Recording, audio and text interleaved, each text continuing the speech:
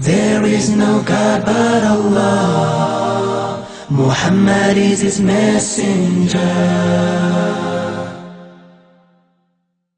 Allahumma salli ala Muhammad Rasulillah. Allahumma salli ala Muhammad Nabi Allah. Allahumma salli ala Muhammad Rasulillah. Bismillahir Rahmanir Rahim. Alhamdulillahi Rabbil Alameen. Wal aqibatu lil muttaqeen. Wala udwana illa ala dhalimin. Wa ashhadu an la ilaha illallah wahdahu la sharika lah. Wa ashhadu anna Muhammadan abduhu wa rasuluh sallallahu alayhi wa ala alihi wa ashabihi wa man da'a bi da'watihi wa istanna bi sunnati ila yawmiddin wa sallam tasliman kathira. Amma ba'd. All praises are due to Allah, Lord of the worlds, and surely there is no animosity except for the oppressor, and I bear witness that Allah is one and has no partners, and that Muhammad, the son of Abdullah, is his servant and his last messenger. And may Allah always and constantly send peace and blessings to Muhammad, to his family, to his companions, to all those who call to his way and establish his sunnah to the day of judgment. As to what follows, my beloved brothers and sisters, Assalamu alaikum wa rahmatullahi wa barakatuh. Alhamdulillah, it is a great pleasure to be here and to again be in a masjid in the Ottoman style, the Turkish style. Alhamdulillah, it takes me back to a journey that I had to Istanbul, where we had a number of people who came from Cape Town and we went into the Middle East. And in the journeys of my life, I remember there was 3 times when I stood in a state of awe, when I was dumbstruck by the size and the majesty of the building and the place where I was at. The first and the greatest experience that I've ever had, like many of you, is coming into Meccatul Mukarramah and then looking at the Kaaba for the first time. And when you look at it, it strikes you. It takes you back centuries to Ibrahim alayhi salam, and you feel something of this, the spiritual presence, you know, and the people making tawaf. There is nothing like looking at people who are making tawaf. And so that memory stayed with me and will always stay with me. Also going to the Prophet's Masjid al-Nabi alayhi salatu wasalam, and feeling the sakina, the peace as you enter into Medina. And I had the opportunity to go there to Medina around 1973. And this is when Medina was totally different than what it is now. And you get more of the original feeling of Medina.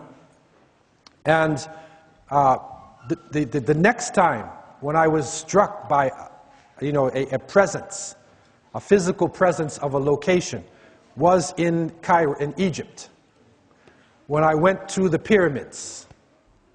And when you stand near the pyramid of Giza and you see the size of this building, and you reflect upon the size of the structure and the knowledge that the people must have had to build this structure, it's something that, you can't put it together. And studying the history of Egypt, I recognized the fact that this pyramid was not built by the Pharaoh that we know in the Quran itself. It was built long time before the Pharaoh. And Allah subhanahu wa ta'ala has told us, وَلَقَدْ بَعَثْنَا فِي كُلِّ أُمَّةٍ رَسُولًا أَنْ يَعْبُدُوا اللَّهَ وَاجْتَنِبُوا الطَّاغُوتَ. That we have sent to every nation a messenger, that they would worship Allah and stay away from false deities. And so the ancient Egyptians had something.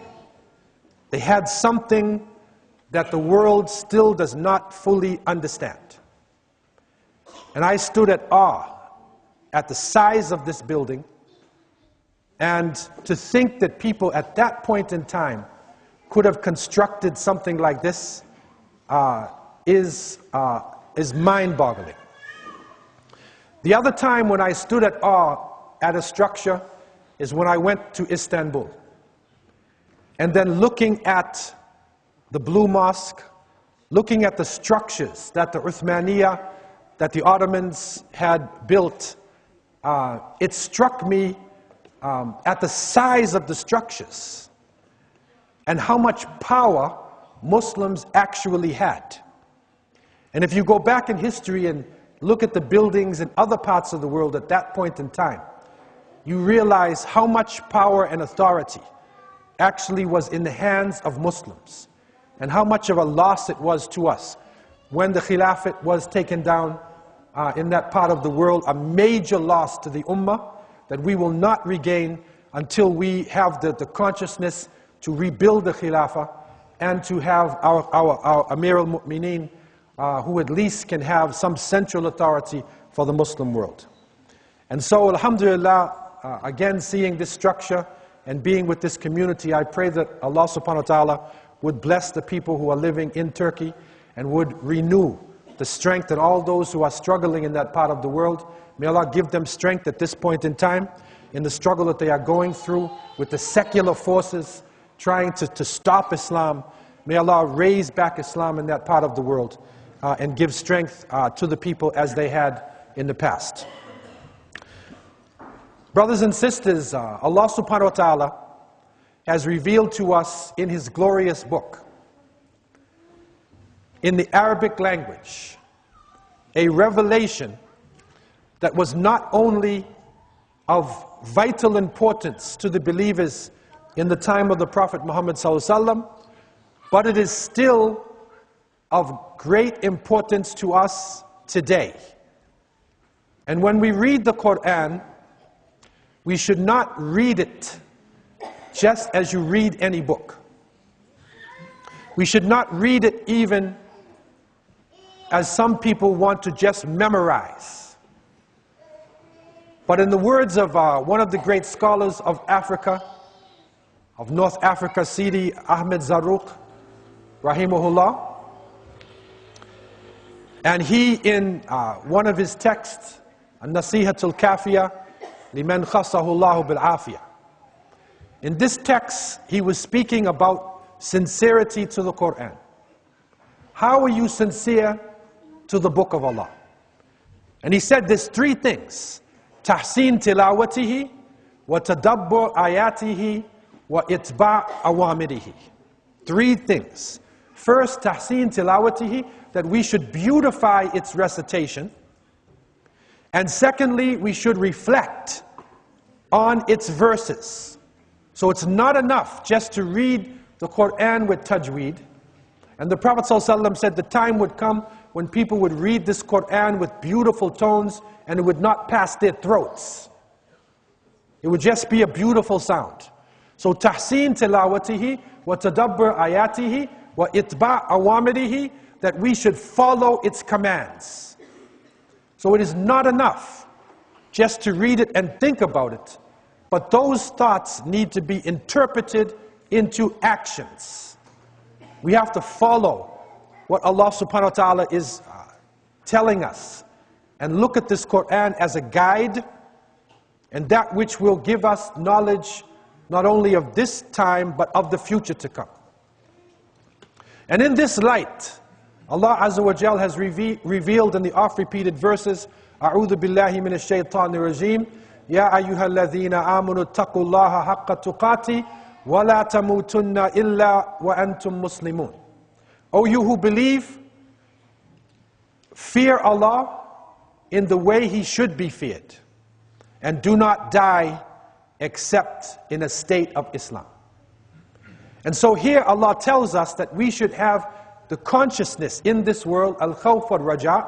We should fear Allah, hope in the mercy of Allah, surround ourselves with a wiqaya, a shield of taqwa, and we should try our best to leave this world in a state of Islam.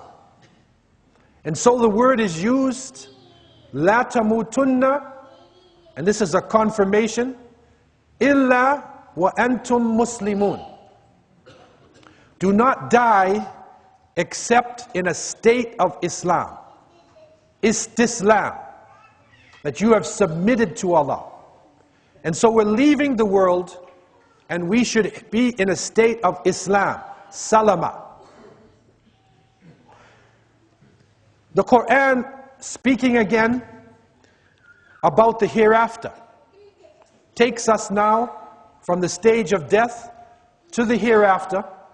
And then Allah has revealed in Surah Ash-Shu'ara, verse 89, يَوْمَ لَا يَنْفَعُ مَالٌ وَلَا بَنُونَ إِلَّا مَنْ أَتَى اللَّهُ بِقَلْبٍ سَلِيمٍ. That on that day, on the day of judgment, your wealth nor your children will be of no benefit to you. The only benefit a person will get is the one who comes to Allah with a sound heart. بِقَلْبٍ salim. And salim is also from salama. And so that state of istislam, the heart needs to be in the state of istislam. That we not only say that we're Muslims, but that we are in submission to Allah, enter into the barzakh zone of the next life as Muslims, and when we come to Allah Azza wa Jal, the only benefit we will get is to have a sound heart, that we are in this tranquil state, in submission and in peace. And so the heart is a crucial object. The heart is the essence. It is not just that lump of flesh. The heart, as you can see, coming to Allah subhanahu wa ta'ala, it's not just the lump of flesh pumping blood, but it is your conscience. It is that which connects to your soul, which is telling you to do what is right, which can be affected either way. It's something inside of us which energizes us and helps us to make decisions and gives us emotions in many of our affairs. And this heart, one of the key elements in the heart is haya. It is modesty. It is decency.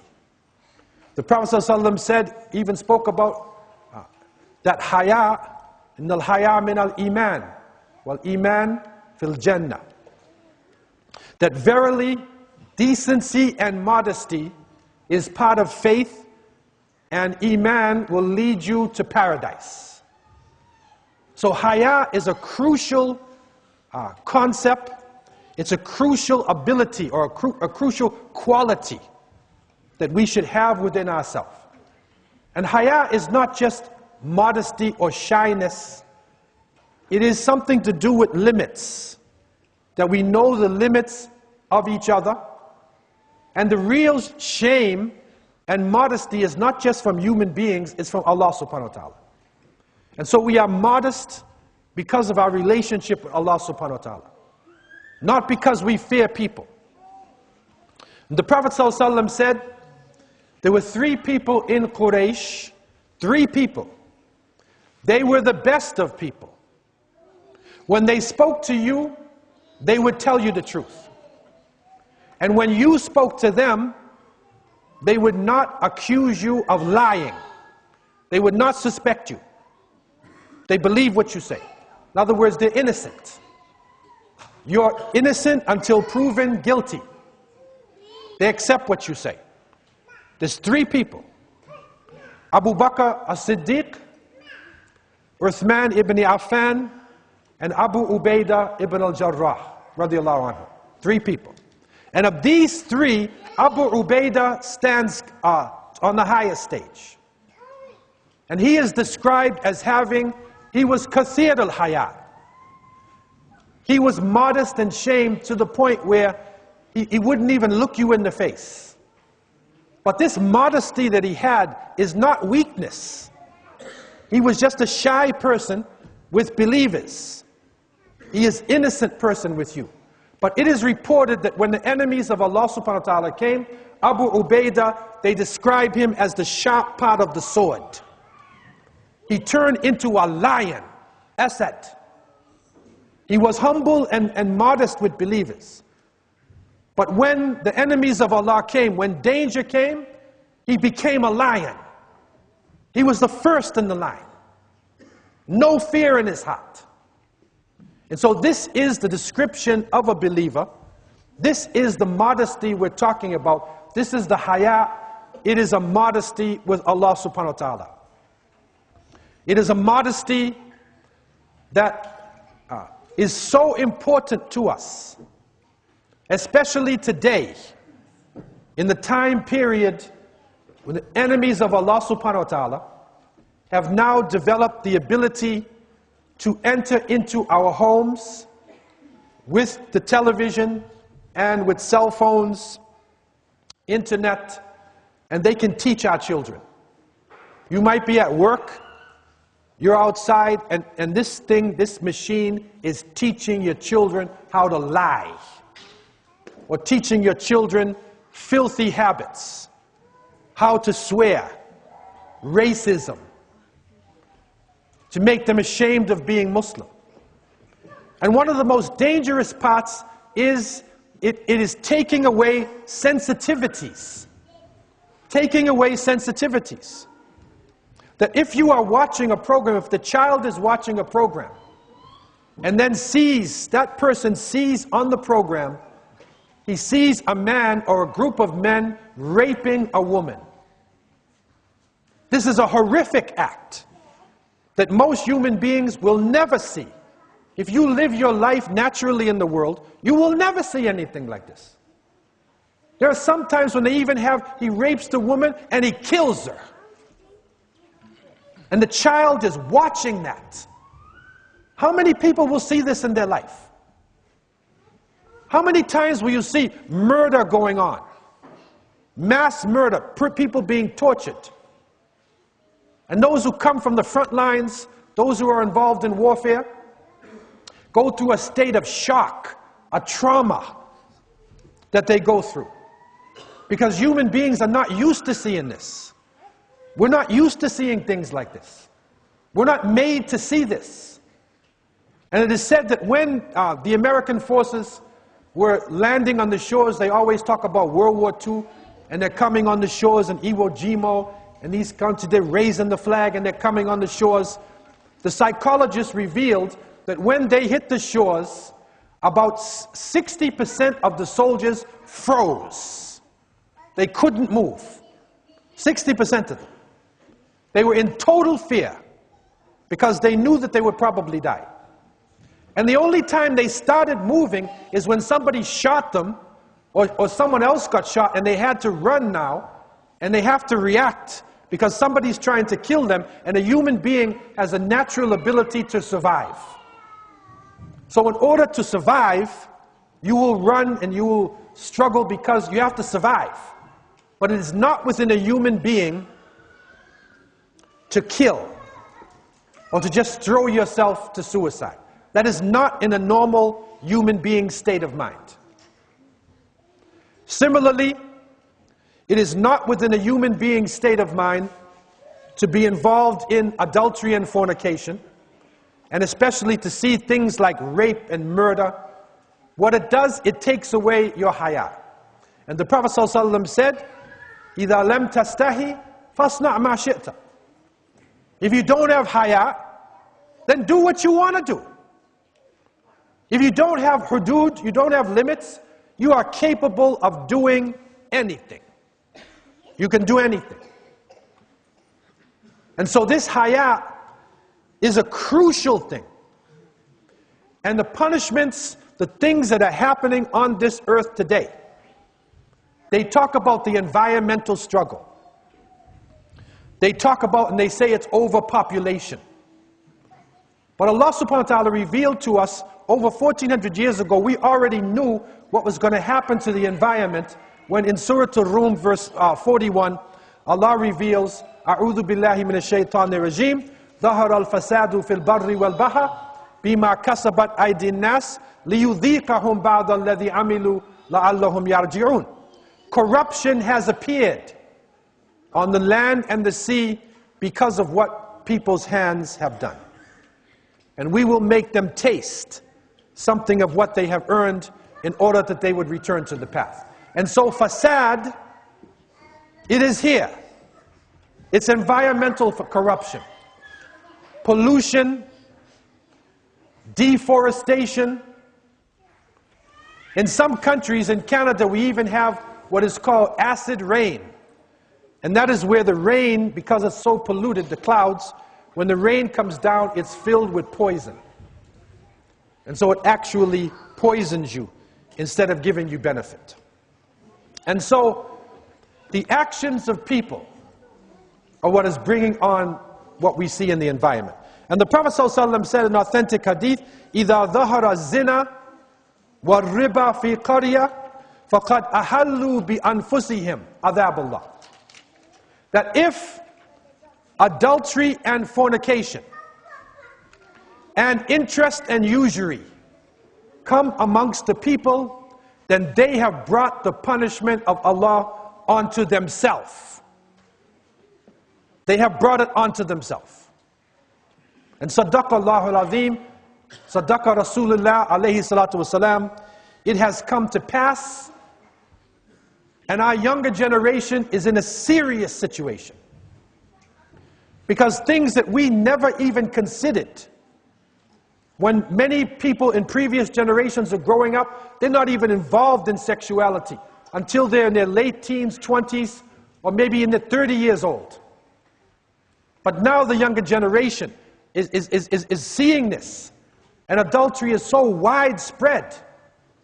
It is a horrible thing. Allah subhanahu wa ta'ala tells us in the Quran, Allah tells us, وَلَا تَقْرَبُوا الزِّنَا إِنَّهُ كَانَ فَاحِشًا وَسَاءَ سَبِيلًا. Allah said, don't come near to zina. He didn't say don't do it. Like you'll see other things, other sins, وَلَا تَقْتُلُوا النَّفْسِ الَّتِي حَرَّمَ اللَّهُ إِلَّا بِالْحَقِّ.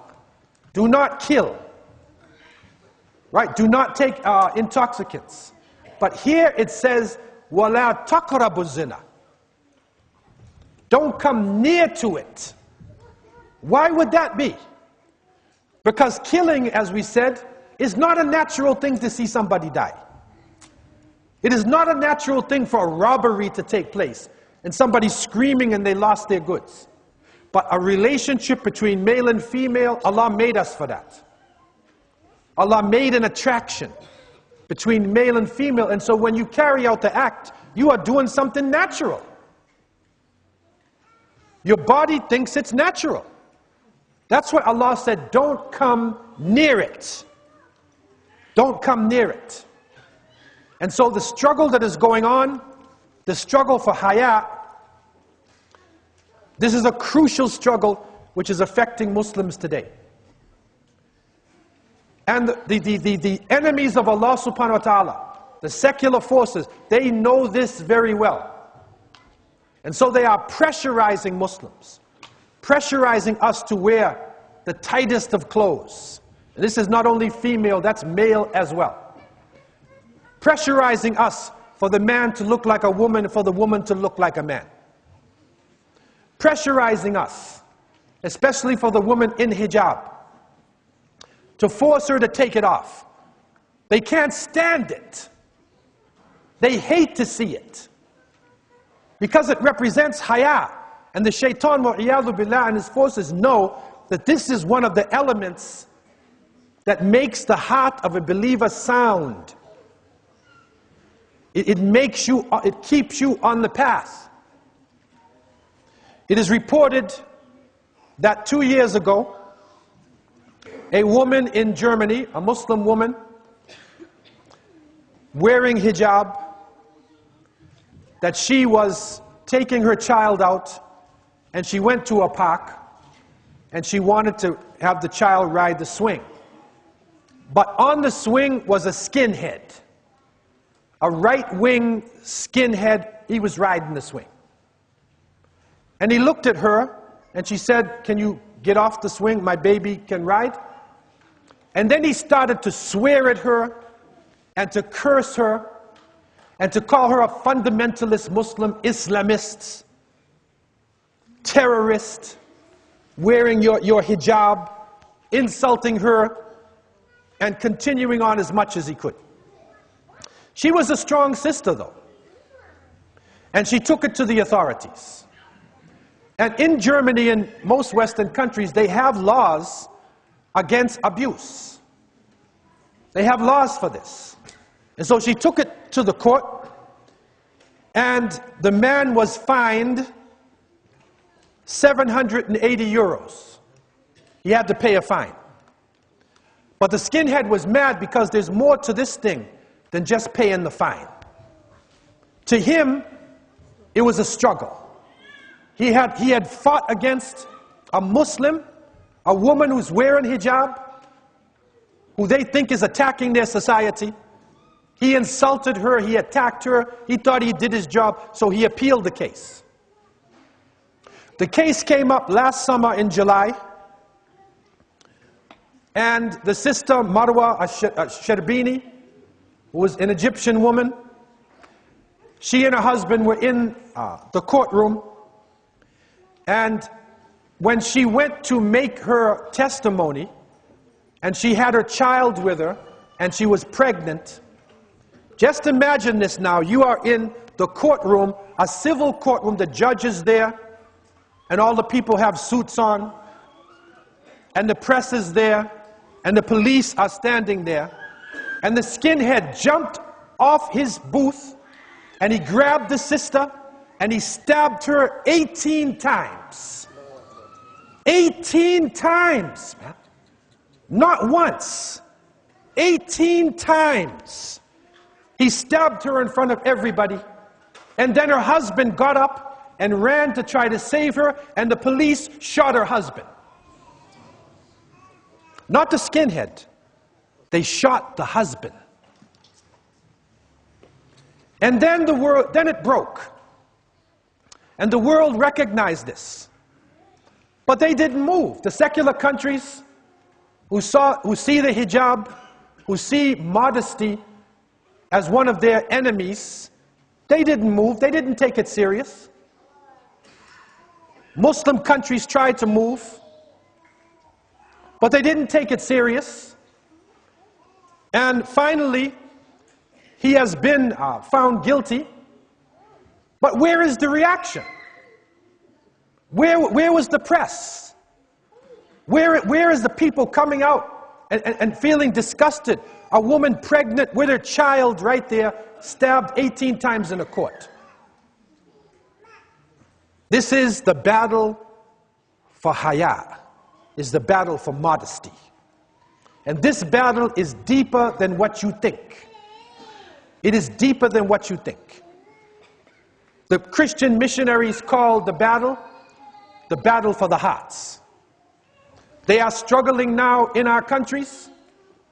They are struggling using the mass media, using internet, movies, battling for the hearts of people. And behind them is the shaitan, the evil one, wa'iyadu billah, who wants to take us off the path. And so this struggle that we see is a serious one. The battle for the hearts. The heart is that which, as the Prophet ﷺ said, there is a lump of flesh in the body. إِذَا صَلَحَتْ صَلَحَ الْجَسَدُ كُلُّ وَإِذَا فَسَدَتْ فَسَدَ الْجَسَدُ كُلُّ أَلَا وَهِيَ الْقَلْبُ. He said there is a lump of flesh in the body. If it is sound, the whole body is sound. And if it is corrupted, the whole body is corrupted. And that is the heart. And so the struggle going on now in our countries, it's not only a hot war. There is a hot war going on in many parts. Muslims are under the gun. But there is another struggle which is deeper, which is for the very essence, our hearts. It's for the hearts of our children and for the future generations. And that is the real struggle that is going on. And our people are facing this all over the world. And so we have to realize how important it is to protect the heart. We need to protect ourselves. And the great ulama have told us very clearly, Man arafa qalbahu, arafa rabbah. Whoever knows his heart, knows his Lord. So we need to know ourselves. We need to know what's inside of us. And then we really have our relationship with Allah subhanahu wa ta'ala. The scholars have also shown us that the heart is like a fortress around it. And there are certain gates that lead inside of it. And there are soldiers protecting these gates. And so we need to know what are the gates. The shaitan and his forces are trying to get inside. Trying to get inside the heart. And to reach us. To take us off the path. And this struggle is not as clear as what you think it is. Sometimes it is something which you think is a trivial thing, but it is not a small thing. It opens up a way for your heart to be destroyed. And so we need to know Madakhil Iblis. We need to know the inroads of the shaitan to our hearts, wal-iyadu billah. And the great scholars have shown us, Ibn Qudama al-Maqdisi, rahimahullah, and other scholars, have shown us that from these madakhil, entrances into the heart, one of the gates that the shaitan used to get to us is hasad. It is envy and jealousy. And hasad is that quality when you see your brother or your sister who makes some progress and you become jealous of that person. They have a new baby, he has a new car, and you see him inside of this and you're jealous of it. If you want one like his or like her, that's okay. But hasad is when you want the baby and you don't like their baby. And some people will say evil things. They will say evil things about the brother. They see Zayd comes riding up in his new Lamborghini. Now how do you feel about your brother Zayd? You used to like him, right? But now you see Zayd in a Lamborghini. So now what do you say about him? Some will say, well, astaghfirullah. Look at him. He probably got this on the lottery. It's an ugly car anyway. Look at the color of it. So they will just say wicked things, right? That's the shaitan. That's hasad. And this thing is a dangerous thing. And the worst thing about it is that the hasid is more affected than the mahsud. The one who has the hasad, he is more in trouble than the other one. The Prophet ﷺ said, Iyakum wal hasad, fa innal hasada yakul hasanati, kama takulu nal al hatab. Beware of jealousy. It will eat up your good deeds like a fire eats up firewood. You go to Hajj, you fast in Ramadan, and you're jealous of another person, it burns up all your deeds. Someone makes a little progress, they have a nice masjid, and so what do you say? I'm not going to go to that masjid. That's a Turkish masjid.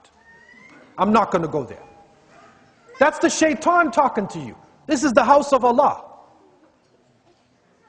Regardless of who set it up. And so jealousy is one of the ways that the evil one can come to our hearts and destroy us in this world. Another point which was brought up in this study is anger. It is anger. And this is considered to be ghul al-aql.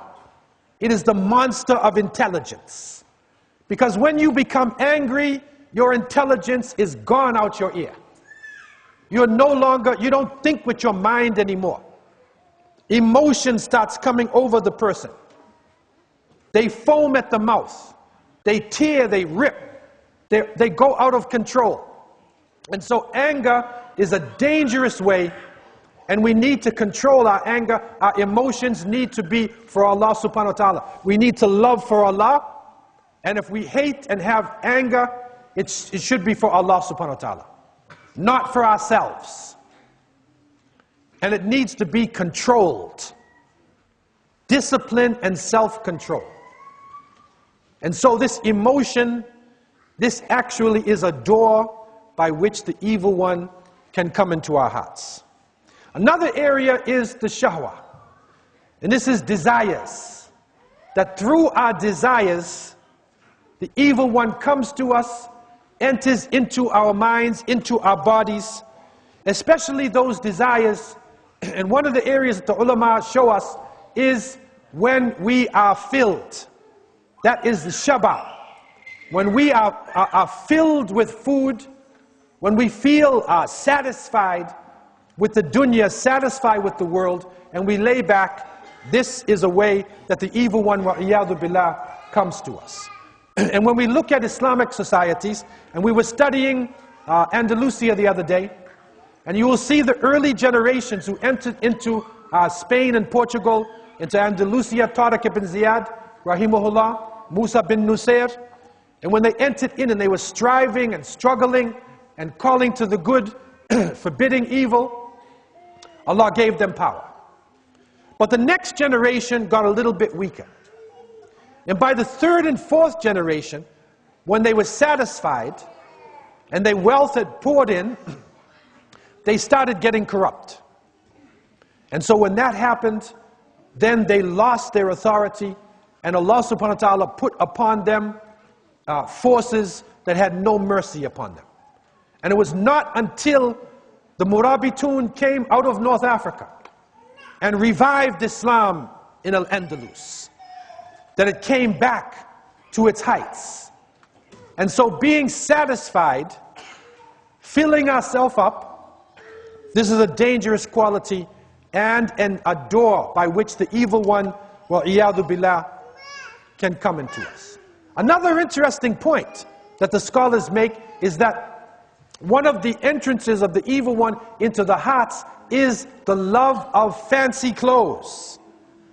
To have fancy clothes, a fancy house, right? When you love these things and you build these things inside of this world, and you love it so much, then you start to forget Allah subhanahu wa ta'ala. And that does not mean that we have to walk around with rags on. But we have to be moderate. We have moderation in how we dress and how we act. When we cover ourselves with gold and silver and with jewels and show off with our clothing, then we have entered a dangerous area where the evil one can come to us. Remember how important it is. Remember, never forget that Allah says, when He speaks about the Day of Judgment, يَوْمَ لَا يَنْفَعُ مَالٌ وَلَا بَنُونَ إِلَّا مَنْ أَتَى اللَّهِ بِقَلْبٍ سَلِيمٍ. That on the Day of Judgment, your wealth, your money will be of no benefit unless your heart is sound. So you have to protect your heart. Another one of the entrances into the heart is when you desire people, when you glorify people, and you make them like idols in front of your eyes, and then you desire to be like them. And you glorify and glorify and glorify individuals. And this is one of the ways that the shaitan, wa'iyadu billah, comes into our hearts. And it's so strange when you come into different countries, and our countries have fallen into this too. When you come into the countries and you see in every door or every shop a picture of the president. Everybody has a picture. And they glorify the individual. In some countries, the people hardly ever see the head of state. He is so protected and supposed to be so high. In ancient times, the head of state, you could not even see him doing anything but sitting there. You can't see him like a human being who gets weak and has a stomach ache and has problems. Because they want you to glorify that person in the place of Allah subhanahu wa ta'ala. When you look at the leaders, when they came into Medina, and they looked for Amir al-Mu'mineen, Umar ibn al-Khattab radiallahu anh, who was the most powerful man in the world at that time, and they said, "Where is Umar?" And they said, "Look over there under that tree, and he's sleeping there with his turban on a rock. He's sleeping. No bodyguards." Okay, and they go over and they call, "That's Umar, that's Amir al-Mu'mineen." Because he was not afraid of anybody. He was not afraid of his people.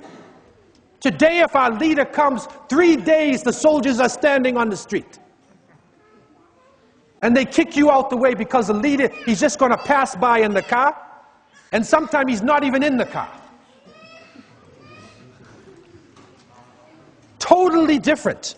Because that glorification leads to the position of the Fir'aun, of the Taghut, of those who are worshipped in the place of Allah subhanahu wa ta'ala. Another important issue that comes up in this struggle for the heart is al-ajala. It is haste. And the Prophet, peace be upon him, said, al-ajala min ash-shaytan. That haste is from the devil. That's clear. We do things in a rush. And we find ajala in our relationship. One of the most dangerous things that can happen is when a man, especially, he's angry at his wife and he said, talaq, talaq, talaq, talaq. And talaq comes out of his mouth like water. And after he says this, then he regrets it. He's sorry then. And he shops around for a fatwa. He wants a mufti who will tell him he can go back into his marriage. But he divorced his wife over and over and over and over again. Because he's hasty. He does things too hasty. And when we're getting into the marriages, we need to take time and to look at kafa'a, look at the wealth of the person, at their genealogy, their beauty, and especially their deen. And you judge these aspects. And the Prophet ﷺ said, if you choose the deen, you will be successful. Put that over all things. Take your time and make a right choice. And so decisions, making decisions, that's where shura comes in. وَأَمْرُهُمْ شُورَى بَيْنَهُمْ. That we should have mutual consultation in everything that we do. Not only in our personal life, but in our family life, in our masjids, our community. We need to sit together and to make decisions together. The leadership needs to listen to the people in the jama'ah. So haste is a dangerous thing, but the scholars say that you are allowed haste in certain areas, only in certain areas. One of those ways which you are allowed to do things fast is when salat comes in. You can make your salat, do it as soon as you possibly can.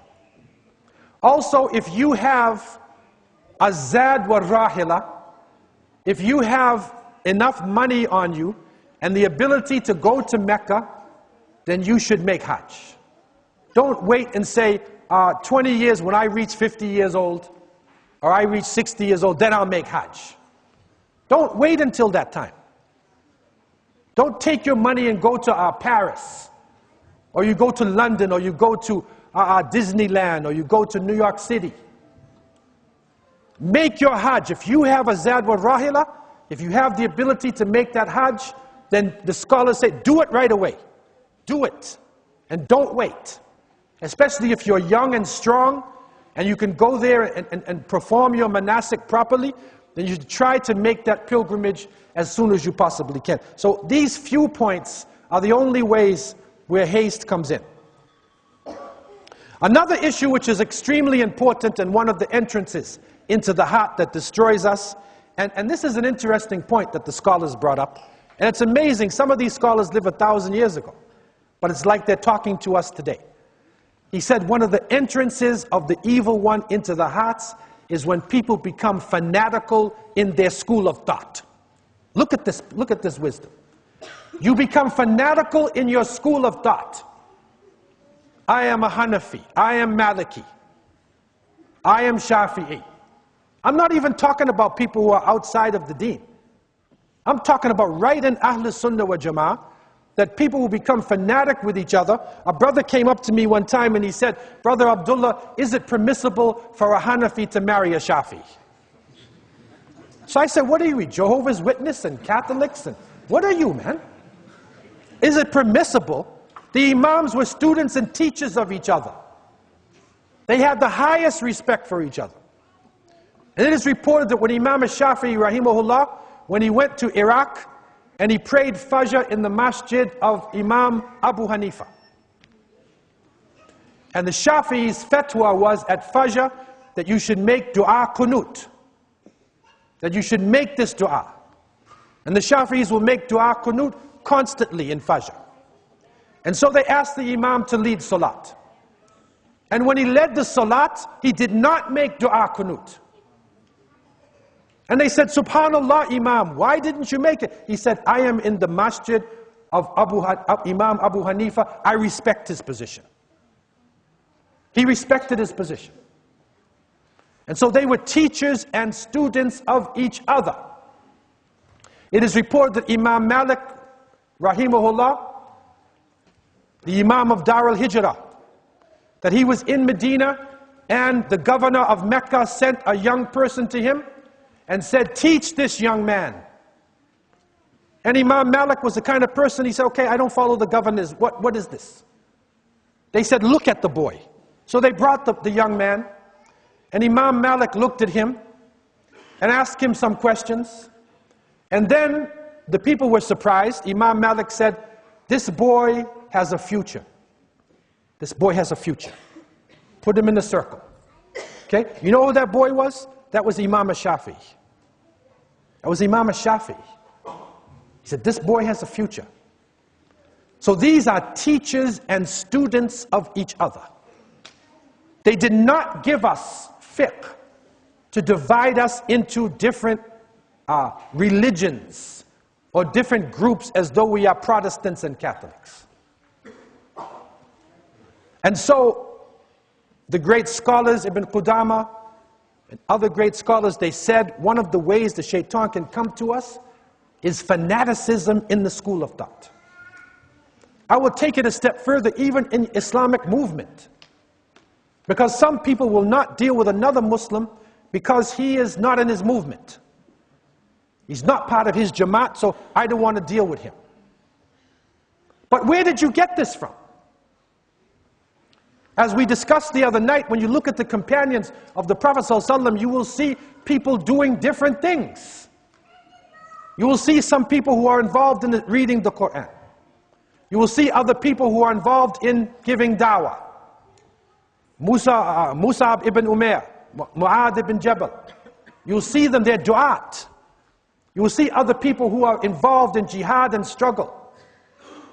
You will see people doing all types of things, but at the end of the day, they are shoulder to shoulder. They do not have a special jamaat for da'wah, and a special jamaat for aqidah, and a special jamaat for jihad, and a special jamaat for Islamic education. No, these are all aspects of a community. Yes, we need a khalifa. Some people cry, well, brother, we can't have nothing until we have a khalifa. Who in his right mind would not think that we need a khalifa? But how do we get a khalifa? Do we deserve a khalifa right now? If a khalifa came today, if a person said, I am the khalifa, I feel sorry for him, man. They will say, you speak Arabic? Or someone says, do you speak Urdu? Let us say, are you Turkish? Do you speak Swahili? We would kill him before anybody else. So until we deserve a leader. The leader does not come out of space like an alien coming down and flying down on earth and suddenly he's your leader. The leader comes out of you. The leader comes out of the teachers and madrasa that we have. You look at the great leaders, it is said that the Sultan Muhammad al-Fatih, it is said his teacher said to him, you will open Constantinople. He was taught this lesson from when he was young. This is your mission. You will open up Constantinople. It is also said Sultan Salahuddin, rahimahullah, he was a student underneath Nuruddin Zengi. He got his lessons from Nuruddin Zengi, and his teachers gave him the guidance. And then he grew up inside of this light and became the great Sultan Salahuddin, rahimahullah. So leaders do not come in a vacuum. They come out of our madrasa, they come out of our society, and now is the time for unity amongst the Muslims. We need to look at each other and stop looking at another person and base his color. Or look at him and judge him because of his language. Or because of his tribe. We need to look at each other and judge another person, it's taqwa. The Prophet ﷺ said, it's the consciousness of Allah which separates us. It is not any of these physical things. These physical things are here now and it goes away. When I die, when you die, we go down under the ground and the body is no longer there. The only thing left in me is my soul. So the real me is a ruh. It is my soul. The real you is your soul. So we are a group of souls, arwah, who are here today with each other. And when we go into the barzakh, there is no Arabic soul. There's no Ajami soul. There's no European soul. No African soul. There's no female soul or male soul. We are arwah. Allah put us in this form that we would know one another, not despise one another. It's a test. Whatever form He put you in, that's your test. And you have to live with this. And so, it is the time of unity, and not fanaticism one way or another. If the Imam saw somebody else amongst the ulama who had something different than them, or that they disagreed with, they would give advice to their brother. They would give advice. If the person disagreed, make dua. Make dua for that person. Don't scandalize that person, backbite, hate that person. Make dua for that person. Pray that Allah will help him if you think that you're right. That is the time that we are living in now. Another interesting point that comes in Madakhil Iblis, in the way that the shaitan comes to the hearts of individuals, and this is an interesting point that the scholars have brought up. They said when you force people to look for the sifat, the descriptions of Allah, if you spend your time looking for the descriptions of Allah and trying to figure out who is Allah, where is Allah, and then you're testing other people like this. You will go to a person and you say, where is Allah? Give me this descriptions of Allah. If that person answers right, you say, he's not a Muslim. Instead of teaching that person something that you know, you will test that person in order to bring that person down. This is one of the ways that the evil one, wal-iyadu billah, comes to the hearts of the believers. And when we try to figure out the qada and qadar, and we spend our time trying to figure it out, it weakens us. Because we will never figure out Allah subhanahu wa ta'ala. Laysa kamithlihi shay. There is nothing similar to Allah. So why do we waste our time arguing over philosophy when there's children outside taking drugs? Our children are taking drugs. And there's drug dealers coming into our communities. And they're selling drugs to our children. And they will turn our girls and boys into prostitutes. I'm sorry for being so straightforward. But it's happening right now. And it's in our community. And they will increase the drugs in our community. They will increase the pornography in our community.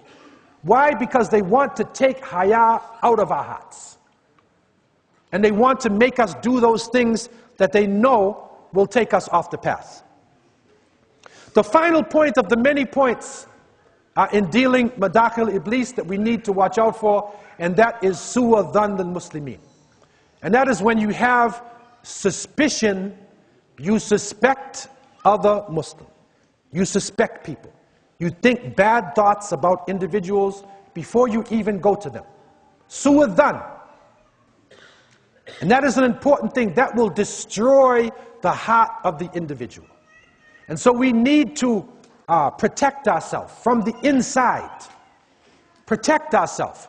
Because Allah clearly told us, Inna Allah la yughayyiru ma biqawmin hatta yughayyiru ma bi anfusihim.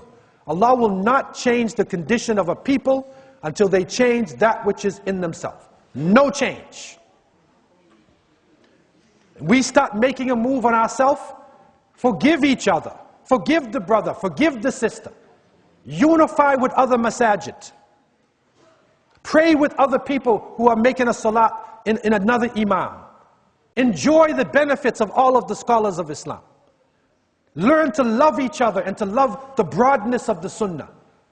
The Prophet ﷺ had this type of wisdom. This is what we need today. We will get an argument over a point. In the other day when we were in the University of Melbourne, and the brothers were upstairs and then they made salat. Some of them followed the Jamaat and some of them made their own prayers. And they started fighting each other. They said, I'm right. One said, no, I mean, you can't follow them. You can't see them. The other one said, well, no, you can't see them in Mecca either. You're on the 3rd floor, you know, whatever. What's your problem, man? So one made it and the other made it, and they both, you know what it reminded me of? It reminded me of the time of Banu Qurayza. That the Prophet ﷺ, after the Battle of the Trench, the angels came to him and said, you know, the angels have not taken off their armor yet. Go to Banu Qurayza. This is the place of the Yahud who had made treachery against the Muslims and opened up that part of Medina. And so the Prophet ﷺ said, do not pray except in Banu Qurayza. La yusalliyanna ahadukum al-asa illa fi Bani Qurayza. O kama qala alayhi salatu wasalam.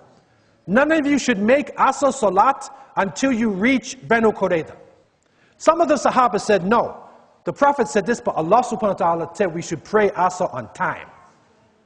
So I'm making Salat. Because Allah is above the Prophet. That's his decision. The other people said no, Rasulullah sallallahu alaihi wasallam said this. So we're going to hold Asr and reach Banu Qurayza. And they start fighting each other. I am right, like my fatwa is right. They didn't say my school of thought. They didn't have imams then, right? But then they said, no, my opinion is this. He said, no, my opinion is that. And so when they reached the Prophet ﷺ and they said, which one is right? You know what his answer was? Both of you are correct. You are both correct. You made your decision based on submission to Allah. You made your decision following the sunnah of the Prophet ﷺ. You are both correct. And we say to our brothers in consultation with the imams and leadership here, whether you're upstairs in the University of Melbourne or pray by yourself, you're both correct. We don't have to fight each other over small things like this. This is how the shaitan, the evil one, comes to us and brings disunity in the ranks of the believers. So I leave you with these thoughts, and I ask Allah subhanahu wa ta'ala to have mercy on me and you. And I pray that Allah would bless this masjid and bring back the glory of the great Uthmaniyya of the Ottoman Empire. May Allah bring it back to the Muslim Ummah and unite the ranks of the believers everywhere we are in this planet. أقول قولي هذا وأستغفر الله لي ولكم والسلام عليكم ورحمة الله وبركاته.